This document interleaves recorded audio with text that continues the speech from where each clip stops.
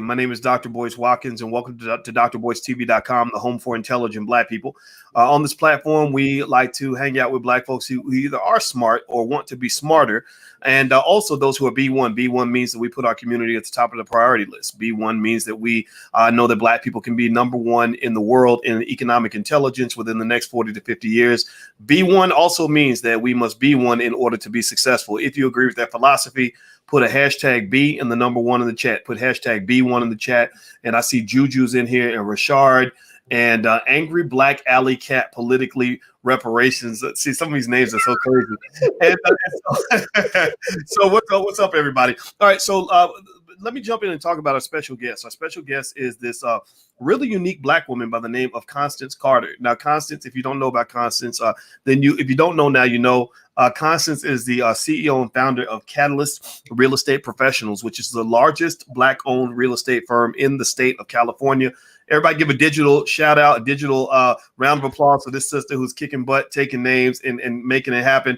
And I see you already got people hitting on you. A brother in here already asked, "Are you married?" Are you married? Almost not married. Almost not married. Yes. Okay, so you got a chance. You got a chance. No disrespect to your ex-husband, but hey, you got a chance. So just come correct, bro. We know we respect Black women on this platform, so just make sure you come correct. All right. So here's the thing. All right. So Constance Carter, which talk about coming correct. By the way, she also has her own money. She don't need your money. So again, when you come correct, it can't just be about how much money you got. Let's start from the beginning. Then, first of all, how are you doing today? Oh, it's even better to see your face, Dr. Boyce. And first of all, congratulations. I had the honor and the privilege to attend your wedding, and it was absolutely spectacular. Dr. Boyce, if y'all don't know, he was getting it in. He was getting his groove on. I don't know if you guys seen it, but you got to go back and look at the videos. We had a ball out there in Galveston, Texas, and his wife is so beautiful. So I just want to give you a shout out. Thank you for the invitation, and say hi to Dr. Alicia for me, Dr. Alicia Watkins, for anybody, if you're nasty, right? So to give a shout out to you guys and thank you again. It was beautiful and wish you long love. You guys are the standard of Black love. So, congratulations. Thank you very much. I'll pass the message on. It's I was looking, in my phone just a few minutes ago. I have her listed in my phone under her maiden name.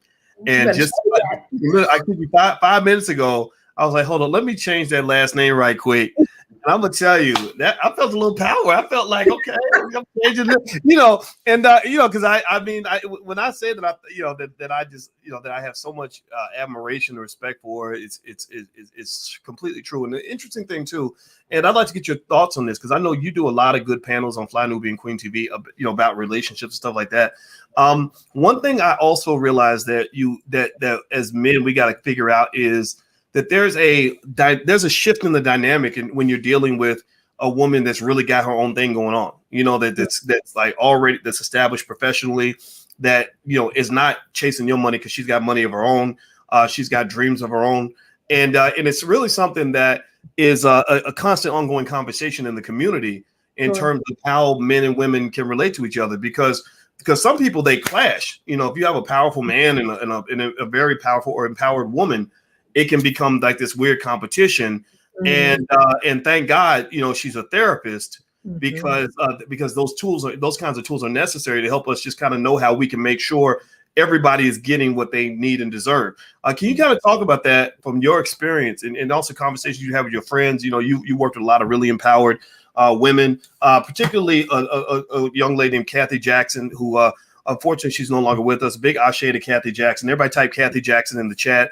She was actually on the team at Catalyst, and she just died in a motorcycle accident. So God bless this sister. So can you kind of speak to what I was just talking about in terms of just how we as Black men and Black women are learning how to relate to each other when Black women are just off the charts in terms of success? I think it's important as a Black woman, when you have money, money doesn't define you.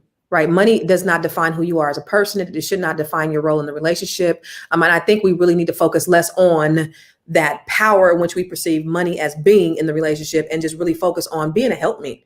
Right. I can make more than my man. I can make more than my husband, but I have to know my role as a support to him. And you also have to have a man that's strong enough to be able to accept and allow you to operate in the areas that you're strong at and allow him to operate in the areas that he's strong at, and just kind of figure out what that dynamic looks like. But the money, for me, and people, I've said this 1,000 times. People say, well, money don't matter when you got it, right? If you got money, it don't matter. It matters to people who don't have it. But money for me is so far down on the totem pole when it comes to love. That's just not that's not what I lead with. Of course, I want a man who can take care of his own self. I want a man who can, provide for his own self, but I don't need anybody that can do anything for me financially. I need to want you. I need to be able to I need you to be able to lead me. I need you to be able to guide me. I need you to be able to give me that emotional support. So financially, as long as you can take care of your business, your credit is right, which we're going to talk about, and you know how to budget, and you're not frivolous with your finances, I think you could be okay, and you could work in any capacity. You just have to, be ambitious. So that's kind of what it is for me.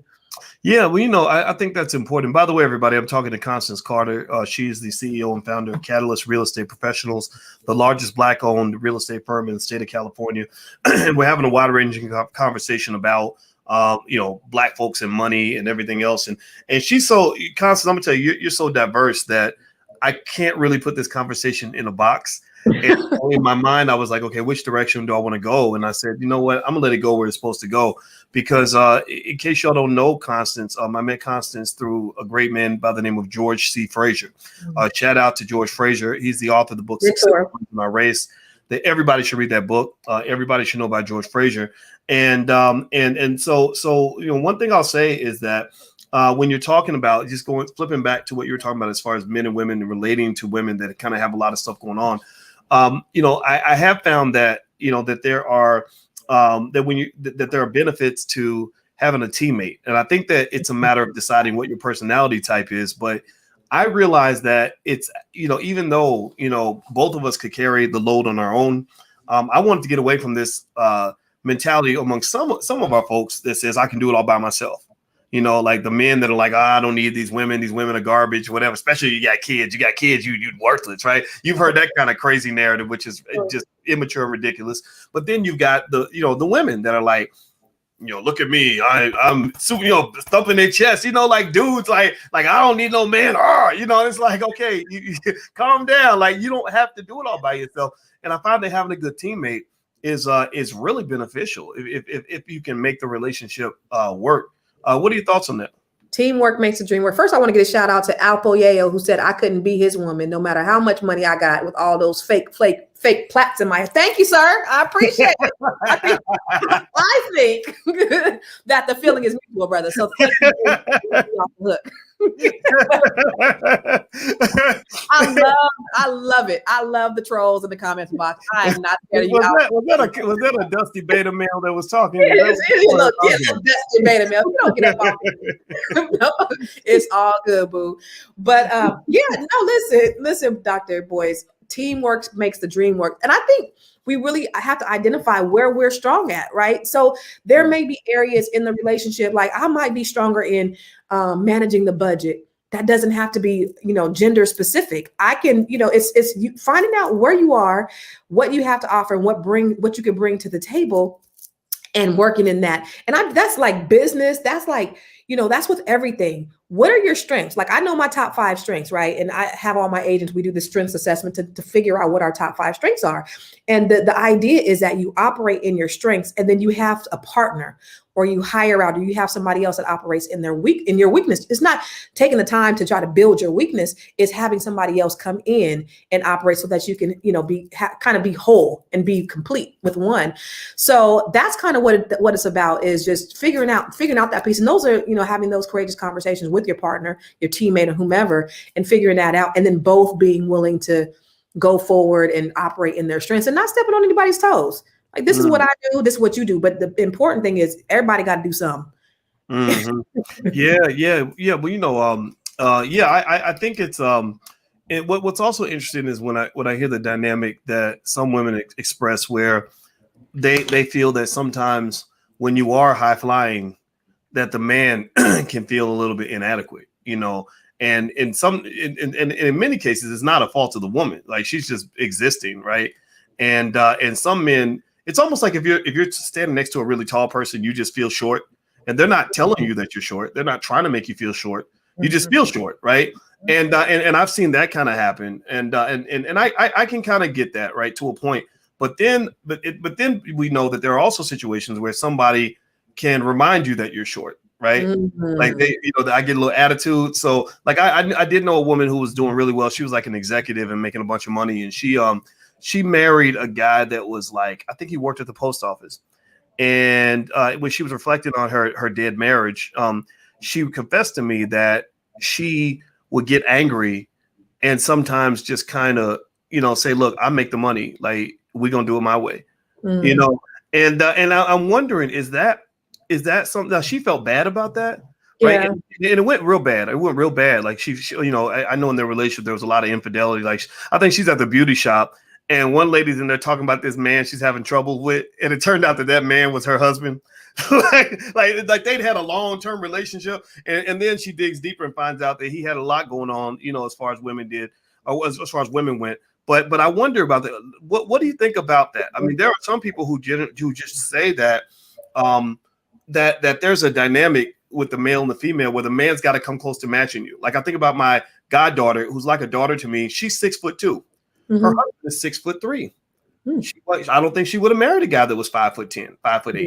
That's hard, right? So you talk about that economically, and I've noticed, again, just keeping it 100 here. I've always noticed that it almost seems like, for a lot of women, not all women, you can't overgeneralize, but a lot of women, they want the man to maybe be a little bit taller, be a little bit smarter, make a little bit more money, just have a little bit more power. I don't know if that's true or not. What do you think about a statement like that? Do you think, like, you notice, like, when you see men and women together, you see this, the man's over here. You don't usually see that as often, right? And so you see that in a lot of other areas. What do you think about that? Like, if a man just, if he doesn't feel like he can measure up, how would you assess just all of that, just everything that I just said? I think he should play that rap song. I wish I was a little bit taller. I wish I was a baller. I wish I had a girl. That's what you need to do, brother. No, I'm just kidding. I could say that in all transparency, for me, when I was in my 20s, because I've always, I came out of high school and I was kind of smart, right? So I came out of high school and I was making money that people twice my age was making. I didn't go to college. I got a PhD, a public high school diploma, but I came out and I started working in the corporate world relatively quickly, and I learned a lot, and I kind of worked my way up the ranks. And I got married at 22, and I confessedly, that's a word I just made up, but I did that to him in my 20s. I think there's a level of immaturity that goes along with that, right? If you're not self-aware, and I would say things to him like, you don't make that much money, or I did that. I'll say that in my 20s. As I'm in my 30s and I started becoming more self-aware, and in my 40s, I realized that it's a joint effort. It's not about, I had to grow into that though. And I think there has to be a level of self-awareness for women to say, listen, money it means nothing. It's more about contribution. So I don't care. For me, I make good money, and it's very rare to have, a man that makes as much money as me, right? Because I'm in this percentage that a lot of people aren't in. So that, for me, it is what it is. But if you can figure out what your contribution is to the relationship, to the family, to the marriage, that's what it's more about. So you cannot base a relationship on the financials unless the man is spending all the money, or somebody's spending all the money, and it's causing a hardship within the marriage. And that's when you have a problem.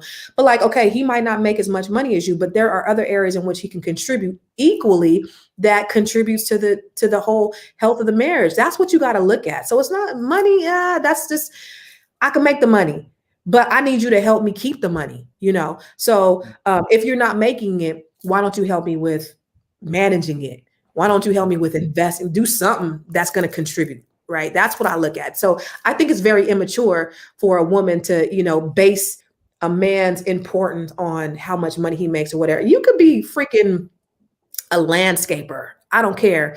You can be a janitor. I don't care. I want you to be ambitious. Now, mind you, I want you to have dreams and goals and all this stuff. But I rather have somebody who can take care of themselves and who's not intimidated.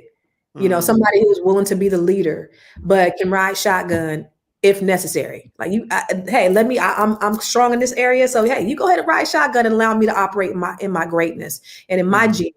And then we could do the same thing, but it's, it goes back and forth. I'm going to support you in whatever you do. You support me in what I do.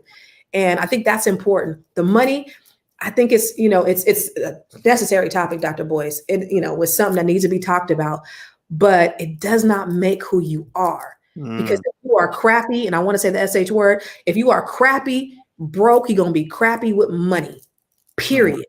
And I think we just, because at the end of the day, tomorrow I could lose it all. I've been bankrupt. 11 years ago, I was bankrupt. I went from bankrupt, hardship, foreclosure, short sales, everything else. I'm 26. I'm making $200,000 a year. I'm 33, making $250,000 a year. And I went bankrupt. Okay. Making $250,000 a year. I filed bankruptcy, and because I had more month than money, I lost things. I lost houses and stuff. So I know that it could be taken like that. So the money doesn't make me. I still, I've been through the fire and I can still smell the smoke.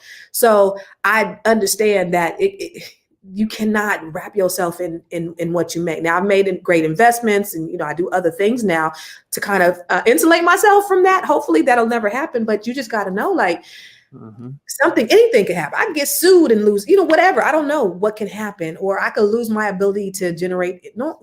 I got investments, but anything can happen.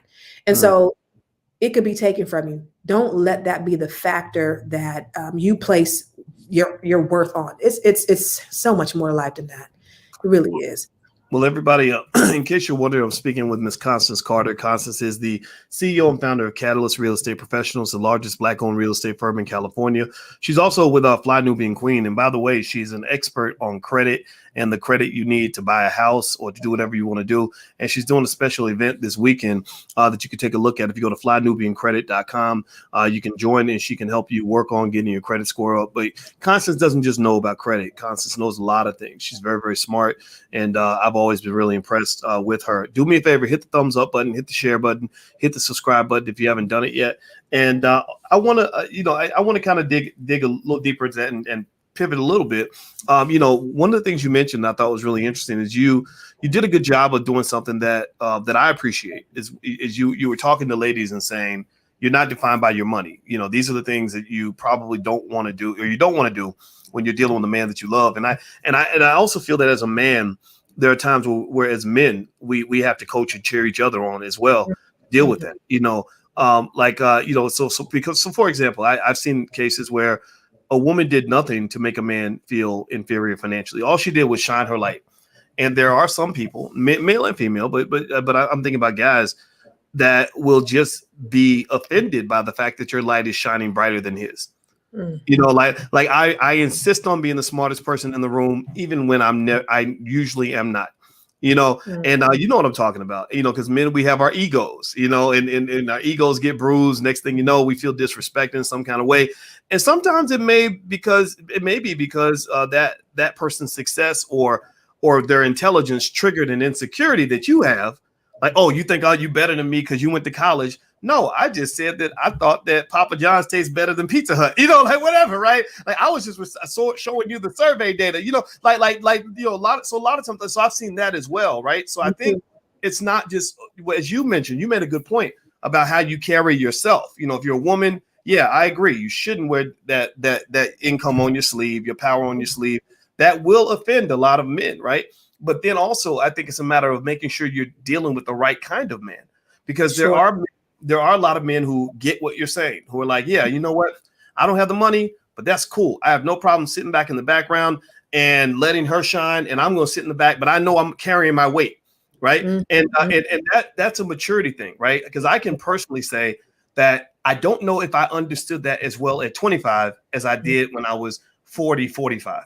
Right. So at 45, I'm marrying Alicia. Alicia is a full professor of social work. Just so everybody knows, only 1% of the population, 1% of white people get PhDs. It's probably 0.5% for Black people. But then on top of that, only maybe 10% of that 1% get tenure. And then only maybe about 10% of that 1% become full professors. So full professors are top of the pile. like top of the pile. She's won awards and done things that no white person in the history of our campus has ever done. And so she's shining, right? She shines in her power, in her greatness. And so as a man, I can tell you that the fact that I'd already kind of had my shine, the fact that I'd already achieved some things, I had enough money, I'd already had enough attention and everything else. It was very easy for me to say, go on, baby, you go shine, you go do your thing.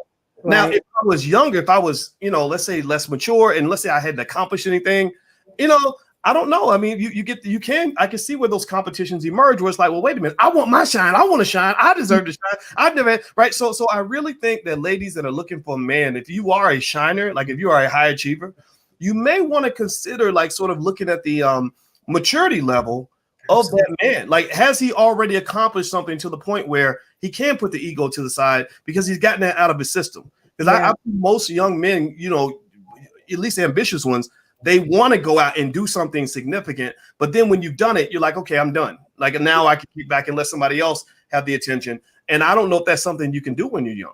I don't know. What do you think about that?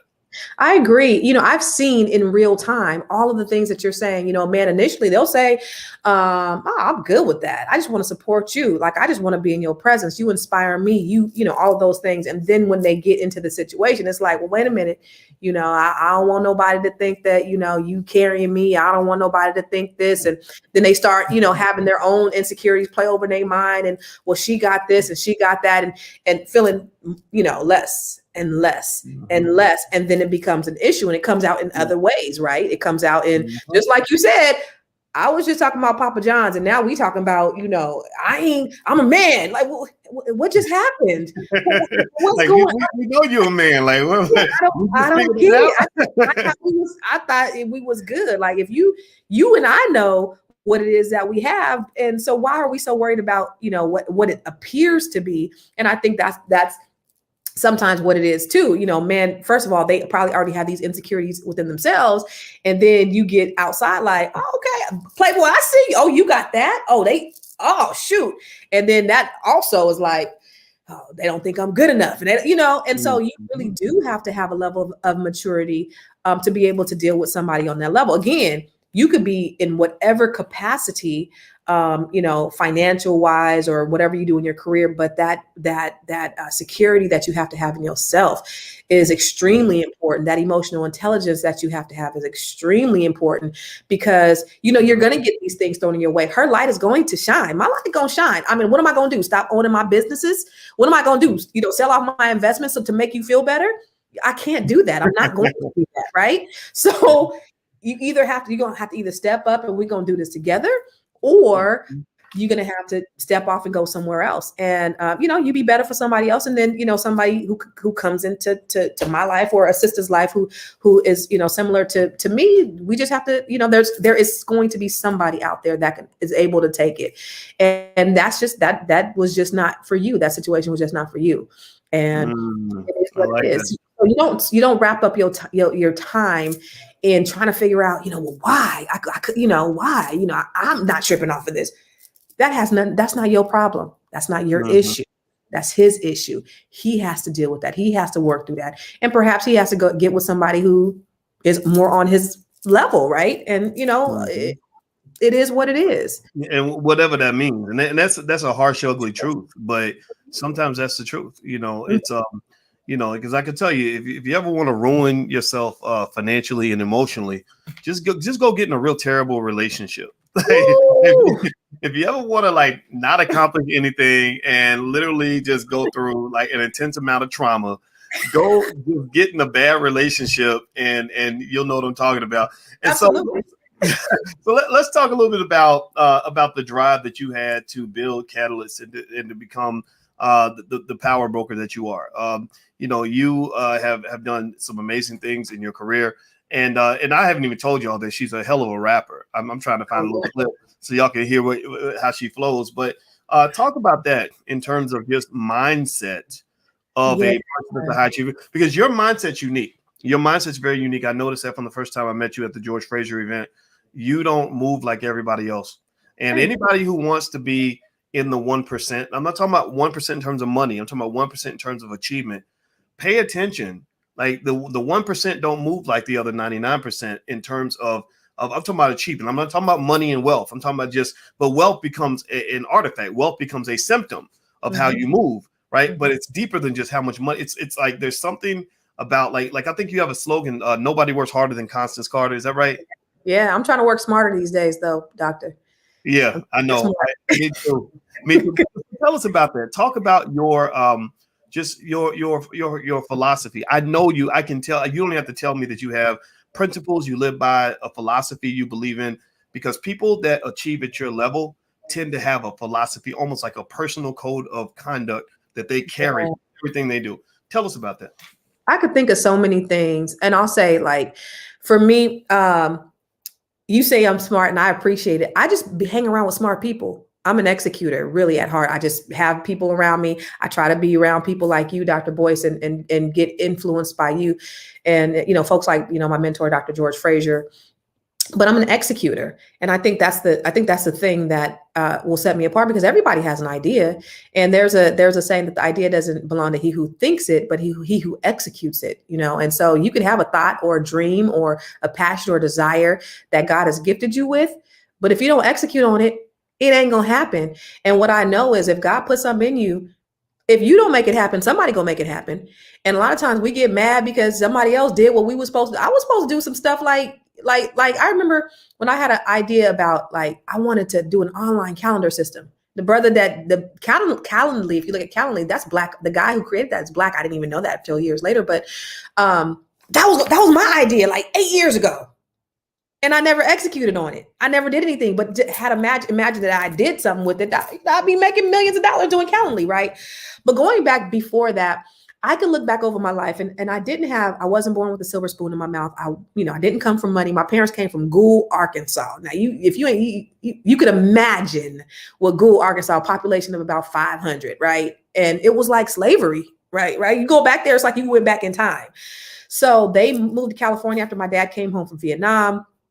I already had my sister and my brother. They were teenagers when they had my kids, but we just had a very different type of life, and it was very tumultuous. And it was different. But I can remember through all of the turmoil, and we had 19 people living in a 3-bedroom home for a family of 5. We had a lot of people, and I was exposed to a lot of things that I shouldn't have been exposed to as a child. But I remember my aunt. Her name is Rosie Mae Jenkins. And she said in Sunday school, and it was, little bitty church, little Black church. We had about 50 members. My uncle was a pastor. She was the Sunday school teacher, first lady Sunday school teacher. And she said to me, and it changed the course of my life, I think. She said, "You are equally as important than anybody in this world," right? She said, "You're no more important, but you're no less important. In other words, you're no more inferior. You're not superior, but you're not inferior. You are the same as anybody else." And I remember looking up at her, and I said, "Even the president of the United States?" And she said, "Even the president of the United States." So at 7 years old, no matter what was going on around me, I thought to myself, wow, I am equally as important as the president of the United States. And nobody is better than me. Like, I can do whatever I want to do.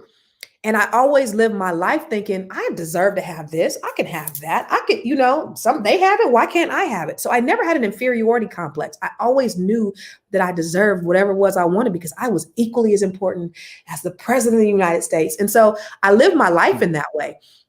Now, growing up, my mom left when I was 14, and then I was homeless when I was 19, and, got married and bought a house, and, we kind of built our life. And then we went through bankruptcy and foreclosures and car repossessions. And we had been through all of that.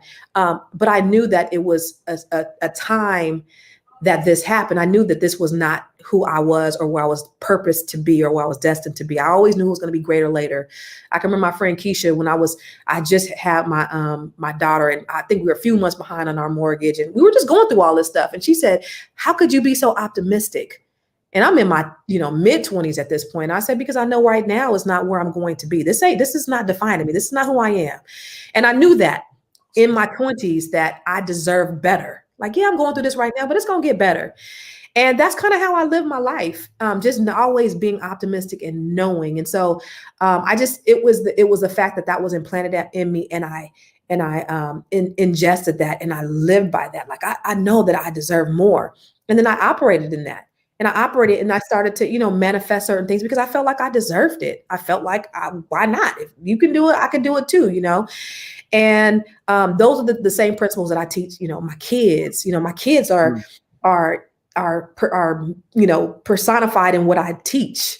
I'm so proud that my daughter's an entrepreneur. My 16-year-old son is an entrepreneur because of this man right here.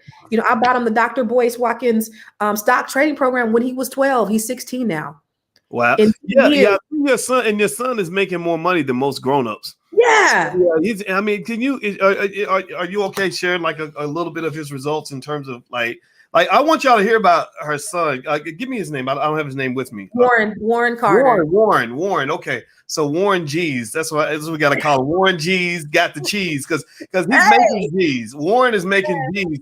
How's Warren doing with his stocks? Man, listen. Well, so first, let me go back to when I bought him the program, and I said, "This is for all 4 of my kids, right?" My daughter was like, if he was 12, she must have been 17, and I had a 10-year-old and an 8-year-old, something like that. And so I said, "Hey," I was kind of trying to do it like the parable of the talents in the Bible. I'm going to give you this investment. I'm going to see what you're going to do with it. So I gave them all the class, and I said, "If you finish this class, I'm going to give you $1,000 a piece." And the only one who did it was Warren. Everybody, my daughter, she was a teenager at the time. She was like, today. Now she's like, wait a minute, I should have, now she tried to get a little stock game up. But he was the only one who did it. The other ones were too small to kind of really be engaged. And I wish I had the video to share, but my son, after he was so inspired, after he took the class, and I remember quizzing him like, what's liquidity? And he would tell me what's equity, all of the things that you have in the program, right? And he took that $1,000 and he made $8,000. It took him about 2 years to make $8,000 at 12 because your program. And so then like a couple years later, like I lost it all in like stock options. I was trying to do options, but I didn't know what I was doing. And it's if you don't know what you're doing, it's gambling, right? So I built it back up. And last year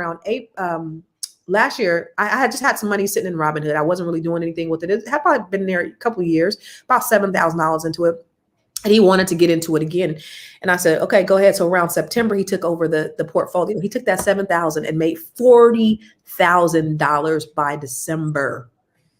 He took the $7,000 and made $40,000 by December. Wow. And he didn't do MC. He didn't do, the ones the Wall Street guys did. He made $40,000. So I told him to monetize that, and I told him to create a group, a stock trade. It's called Stock Tips with Warren, and he gets on, and this is what he does all day long. It gets on my nerves, but he's giving stock tips, and he has a couple of hundred people in this group that pay him, $25 a month for him to help share, stock tips, and it's so cool to see him. Like, right now, like with COVID being homeschooled, he wasn't worth a damn on his grades, right? But that stock group.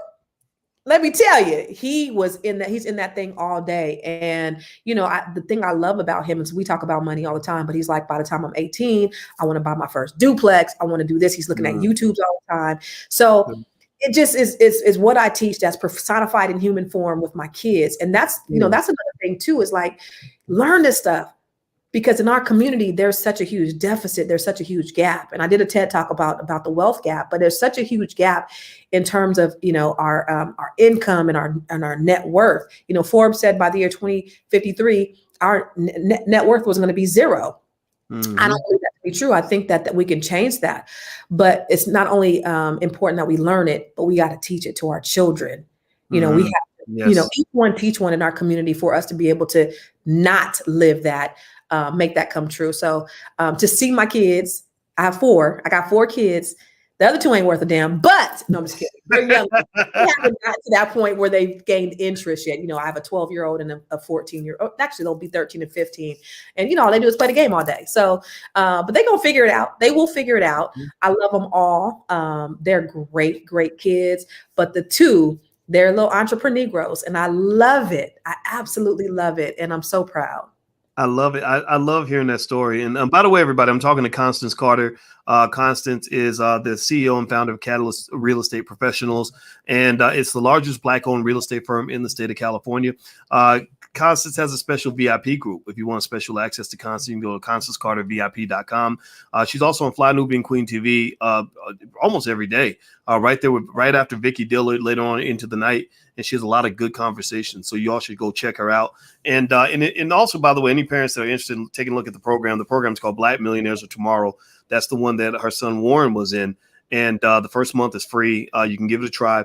And basically, I designed it after teaching college students at Syracuse University for 13 years. I said, this is stuff we could teach 5-year-olds. We just have to chop it into baby food so that our kids can digest it at an early age. Because the sooner your kids start investing, the more you have an opportunity to pivot them into a different direction. A lot of the reason the Black wealth gets eaten up, and Constance, we can go in that direction. Because in a minute, by the way, I'm actually going to play your video. Let me ask first. I should ask it. Yeah, of course. Was it "Ladies a Catalyst"? Is that what it was called? Yeah. You got so many great rap songs online. Y'all really got to hit. Like Constance ain't no joke of a rapper. Like she's really a good rapper. But I can only play one. But the other point I want to make on this as well is that when you talk about your son Warren and the fact that he knows that feeling of having $40,000 liquid cash at the age of 17. He's 17 now or 18? He's not even 17 yet. He'll be 17 next month. Oh, okay. So he's 16 years old. And he's got more money than a dope dealer, right? And he's really like, if he wanted to get on the internet and take pictures, people take them pictures with the money using I'm sure he's not going to do that. But if he wanted to, he could. Like, he's got real wealth. It's not pretending to have money. What I think about when I hear a story like that is I think about the exact opposite of stories like that. I remember that story by DMX when he talked about how he got introduced to drugs at an early age, and it plagued him for the rest of his life, and it caused him. It was part of the reason he died at such a young age. I see when I hear a story like that, I'm seeing the exact opposite, right? Of that, right? I'm seeing a scenario where someone that you trusted, an adult in your life, meaning his parents, introduce you to something that sparks a light in you. That this is it. Right. And it hits you like a drug, except it's a healthy drug. Right. Yeah. He feels the power of knowing what it means to make a lot of money, really, in a pretty quick, efficient kind of way. And what that does is it changes everything. Like I would be stunned if you ever told me a story that 10 years from now, Warren was working at some factory, making $40,000 a year. Warren's gonna be like, no, I made $40,000 in a month at home in my pajamas. Like I told him, Dr. Boyce, he was gonna be my ticket out the ghetto. I said, you the one. You gonna be my ticket out the ghetto. And, without a basketball, without a basketball, no football, but like investing, like that's so I love it. I think that's what you do. You get your kids introduced to stuff. Like, I don't even talk to my kids about getting jobs and all that stuff. I'm not saying that that's bad or I would look down on them, but I'm like, there's so much more out here for you. Let's start at the top. Let's start at the top. Let's talk about what rich people get to do and how they live their best life. And then if you choose to go to a different level, that's on you. But it ain't gonna be because dad put limitations on you at the age of 12. Yeah. I remember he was in 8th grade. He told me, he said, Mom, my biggest fear in life is that I won't be successful. And I was like, well, let's talk about that. It made me, it was cool. First of all, you're having fears but your biggest fear in life is not that you're not going to make it to 18 or that you're not going to make it to 21, is that you're not going to be successful. Well, let's unpack that. Fact is, you are going to be successful, but the fact that you desire in 8th grade to be successful, it speaks volumes. And so to me, I was like, boy, you got it. You halfway there. Is that this is such a strong desire for you in 8th grade that you're actually thinking about this. And, he's a special kid. And I just pray, them other two will, follow in his footsteps. Right now they just want to play basketball and play video games. But I pray that they kind of find what it is that their passion is as well. Because I don't want any of my kids to work for anybody. Like, I'm working hard to create this legacy for y'all. This is yours. And I'll be telling, like, my daughter, she actually works in the business too. So she comes to our executive meetings and things like that. And she's like by the book. And I tell my staff, I'm like, look, if anything happened to me, this is gonna be your boss. So y'all better to get it together because she already don't play. I totally for them. I totally love that. We all pass things to our children, and I want everyone to be conscious of that. because you want to pass your children a powerful legacy. Don't pass them another generational curse.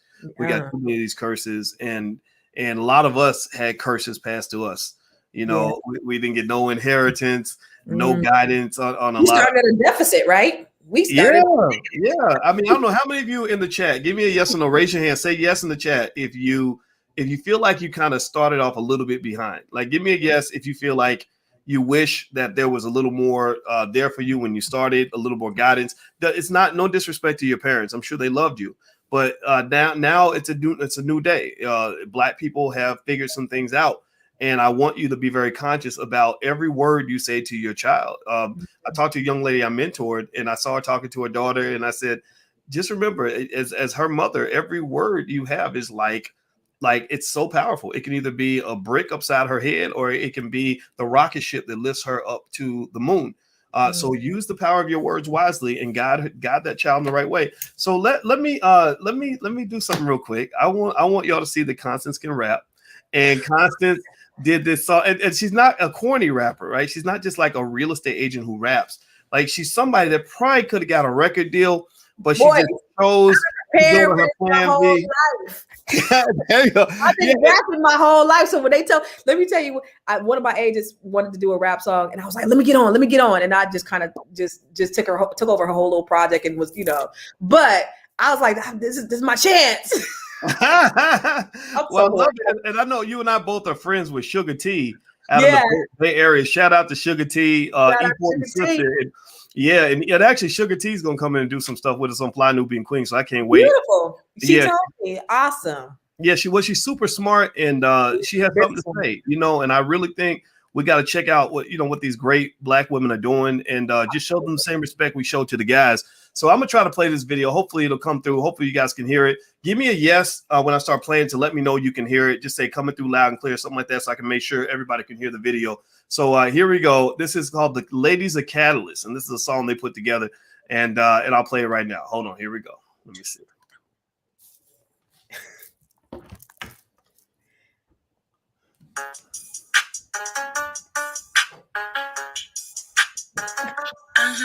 Yeah. Let's go. Hey, lady.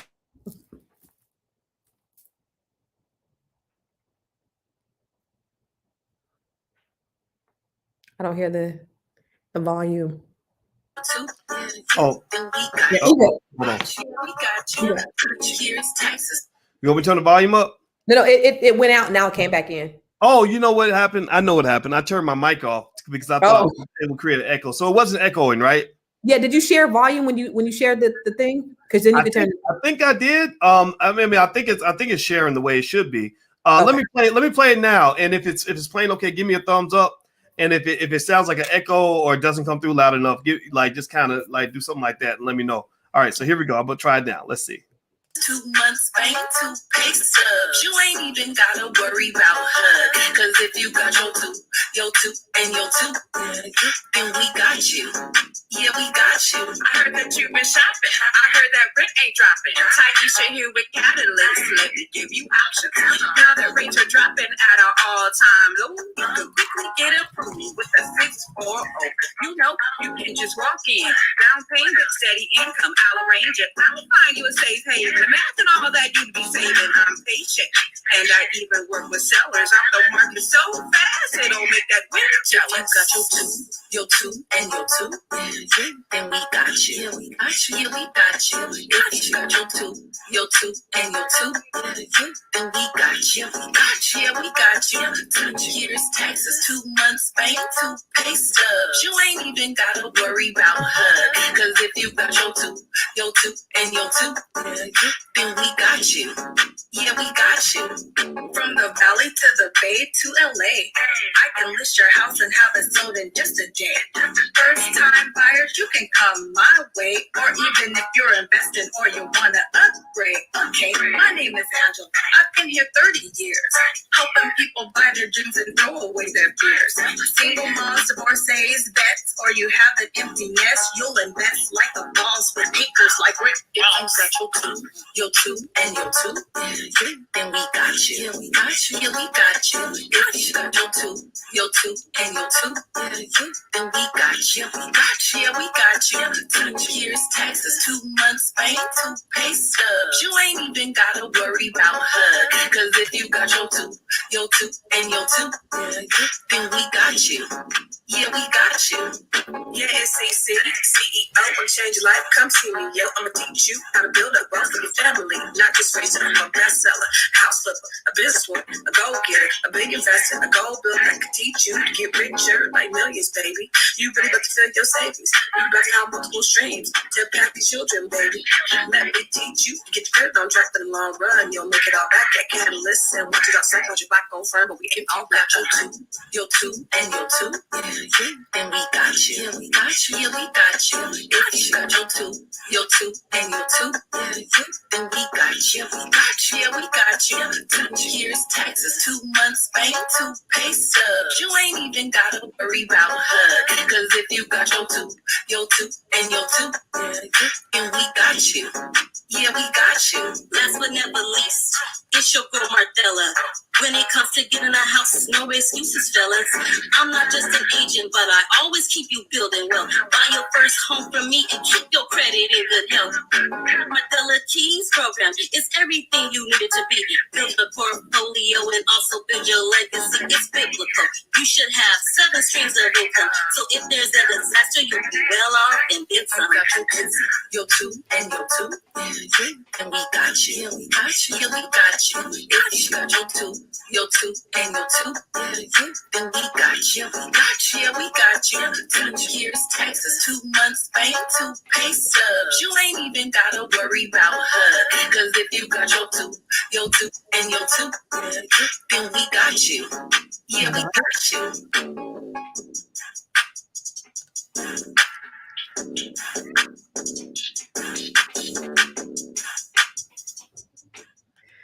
Woo! digital round of applause. Everybody give a shout out to Constance Carter and the ladies of Catalyst. That was a good song. Thank you. You know, we actually recorded that, though. I have 2 locations. So we recorded, we videoed it at both of our locations. So we have I have a co-working space. It's also an office. It's an event center. I have a studio over there, classrooms, library, offices, all kind of stuff.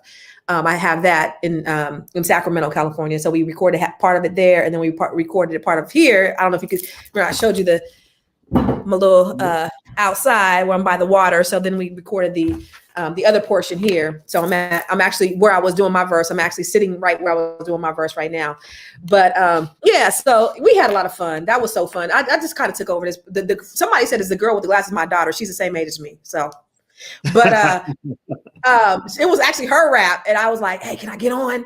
And then I just kind of took over her whole little rap thing. I was helping direct it and everything else, and I had to apologize, you know, because I had this takeover spirit in my system, and I just took over for girls rap. I wrote, you know, part of other people's verses and everything. You know, I was just doing too much, but I wanted it to be perfect. So, you know, it was her thing, and again, that's, you know, part of tapping into other people's genius, because I'm not always the smartest one or has the big ideas. That's not me, but I execute, and I try to make situations better, and that's what I do. Just surround myself with really smart folks. Well, you know that I noticed. You know, I'm not. I like to think I'm into hip hop. That was literally. I didn't even like music until hip hop really became big. You know, because I was really. I remember back in the 80s and the 70s, and I'm Curtis Blow, and I want you to know that these are the breaks, right? That was when I started enjoying music. Before that, I didn't like, a lot of the R&B that I heard on the radio. None of that. Hip hop really inspired me, so I've always loved it. And so whenever I hear lyrics, whether I'm listening to Cardi B, because I might critique something there, right? Or listening to somebody that I really love listening to, I hear it all and I try to see the talent that's there, right? And understand, the flow. And so what good songs sound like. And I said, okay, this is not just a bunch of real estate agents who put together a corny rap, like somebody rapping over, a bowl of Cheerios. Like this was really good. Like the beat's nice. I appreciate it. Thank you. Yeah, I was super impressed. And by the way, everybody, this isn't the only song that she did. She's done others out there. So y'all should just go look it up. And so by the way, as much as I just love this conversation, I have a meeting I got to go to. I'm kind of mad because I'm enjoying this, but we got to do this again. I definitely can't wait to have you back. And everybody, I want you guys to know how to follow Constance on social media. You can go to I am Constance Carter. And also this weekend, Constance is actually doing a special session on getting your credit right so you can get access to capital. Access to capital is the number one challenge for Black people right now. That is the number one thing that we need to do. And you got a book you're holding up? You want a book? I got a couple of books. This book is called Keeping Score, What You Need to Know to Make Your Credit Score Grow. This is actually a bestseller that I wrote myself. A lot of people write these bestsellers and they're not really bestsellers. They just know how to categorize them. I sat down and wrote this book, had no idea what I was doing, but I wrote it and it actually became a bestseller, sold thousands of copies. But it's really a very simplistic book about getting your credit together. And so the workshop that we're going to do on Saturday is going to really like dig deep down and really help people individually with their questions. And so we'll do Q&As and we'll just kind of, talk about the things that you can do specifically to increase your credit score. I've helped thousands of people increase their scores, hundreds of points. And it's life-changing because the thing about it is wealthy people don't use their own money. Boyce ain't using his own money to invest. He's using OPM, other people's money. Well, how do you use OPM? You got to have good credit. As old people sometimes say, good credit. Your credit. So we got to get your credit right. I mean, that's one of that's the best thing that you could do for your life is get your credit in order so that you can, and then really understand how to use leverage to create wealth. That's the cornerstone of what we need in our community to close that wealth gap. And I'm so passionate about it. And I can't wait to talk to the folks about it because it's something that we need in our community. And what I know about Black people is a couple of things that we have a deficit in is sometimes credit and access to capital. And so let's talk about how we can get that for you. Yes. So if you want to join Constance in a small group setting, ask questions and talk to her, go to flynewbeingcredit.com. The event is this weekend. It's Saturday, right? It's Saturday. Yep. Yeah, and everybody's invited. Everybody's welcome. So thank you very much, Constance. This has been one of the most fun and entertaining conversations I've had in a while. I like talking to you, Dr. Boyce. I love it. And you know what? The thing about it is if it ain't fun, I don't want to do it. So I love to laugh and enjoy myself. And I had a ball with you today. So thank you. Yes, we're going to do this again. We're going to do this. You ever have that friend? I don't know if y'all know what I'm talking about, but you ever have that friend where you don't get to talk that much, and then you talk to them, you're like, why don't we talk more? We should be talking more. So much to catch up on. Like, wait, I'm like, wait. You gotta get. Okay. I'll let you get to me, but I really want to talk to you. And I can confirm that she's got an awesome spirit, and you can see that, just through the interview. So go check her out, everybody. We got to support the empowered Black women in our community, and Constance is right there at the top of the pile. And also thank you all for hanging out with us. Hit the thumbs up, share, subscribe button before you go, and we are out of here. So have a good day, everybody. We'll see you soon. Thanks a lot, Constance. Thank you.